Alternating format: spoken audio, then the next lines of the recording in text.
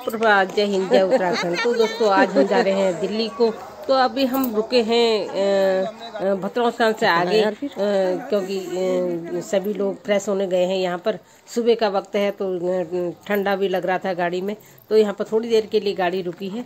तो यहाँ का सुंदर सा नज़ारा, सुंदर सा व्यू और खिलखिलाती धूप, सूरज देवता अभी उगी रहे थे कि सबको यहाँ से जाने का मन नहीं हो रहा था, लेकिन मजबूरी थी कि दिल्ली जाना था, तो हम चल पड़े आगे की ओर।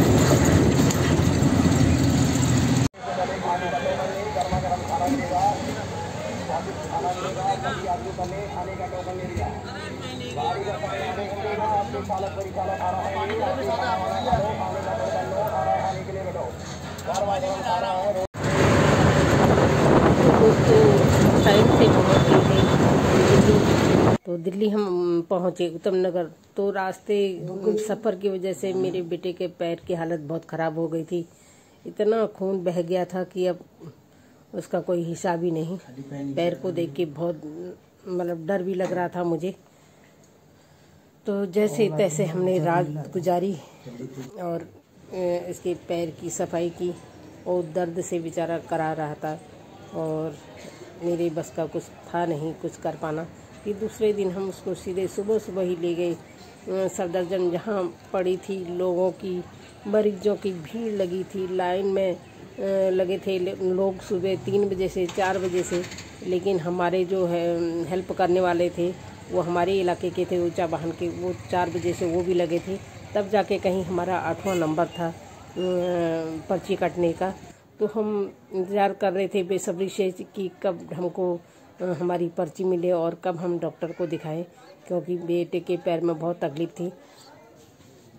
तो बड़ी मुश्किल से हमने हमारा इंतज़ार हुआ ख़त्म, और ऐसा लग रहा था कि हम ही नहीं सारा संसार ही दुखी है।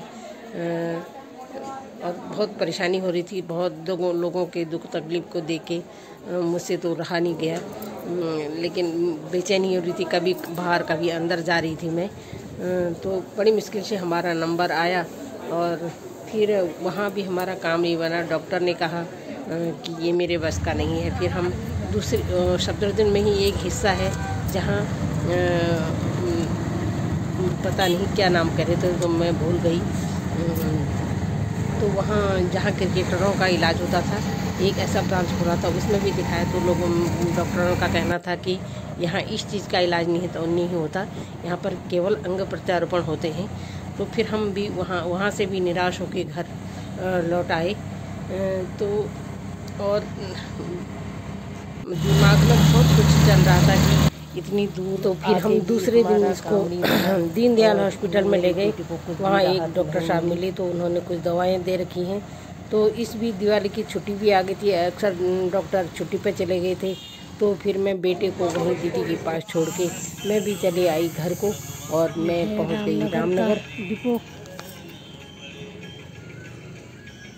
बड़ी मुश्किल से मैं रामनगर पहुँची। तो रामनगर डिपो पर मैं अकेली खड़ी थी, और क्योंकि मैं कर रही थी ड्राइवर और कंडक्टर का इंतज़ार। जो मुझे दिल्ली से लाए थे उन्होंने कहा था कि हम ही तुमको बस में बैठाएंगे, चौखटिया मासी वाली। तो वो तेल भराने गए थे, तो मैं उनका इंतज़ार कर रही थी, और मुझे यहाँ पर अकेले खड़े रह के डर भी लग रहा था। और लेकिन इतना उजाला था कि सामने मार्केट सजी थी, दुकानें सजी थी लोगों की, क्योंकि दिवाली की रात थी। तो इसलिए मैं थोड़ा सा वो हो गई कि कोई परेशानी नहीं होगी। और ये है रामनगर का मेन मार्केट, और यहाँ पर वो कंडक्टर भैया मुझे ले जा रहे थे गाड़ी में बैठाने को, और उन्होंने मुझे गाड़ी में बिठा दिया था। और तो घर आके देखा कि मेरा भतीजा दिल्ली से गांव आया है, तो उसने दी थी ये सुंदर वीडियो, तो मुझे बहुत अच्छी लगी। ये है हमारा पहाड़ का घर, और जहाँ रात की सीन है, दिवाली की रात है। तो हमारे यहाँ छिलकों से दिवाली जलाई जाती है। तो फाइनली मैं घर पहुँच गई थी, सुबह का टाइम था और मैं नहा धो के तैयार हो गई थी। तो दोस्तों आज की वीडियो में बस इतना ही, और मैं पुष्पा देवतला फिर मिलती हूँ आपको एक नई वीडियो लेकर। अब मैं अपने पहाड़ आ गई हूँ और भगवान से प्रार्थना करती हूँ कि मुझे दोबारा दिल्ली न जाना पड़े और मेरा बेटा दवाइयों से ठीक हो जाए और जल्दी घर आ जाए। और तो मिलती हूँ फिर आपको एक ऐसे ही वीडियो के साथ। तब तक के लिए जय हिंद, जय उत्तराखंड, और स्वस्थ रहिए, मस्त रहिए और व्यस्त रहिए।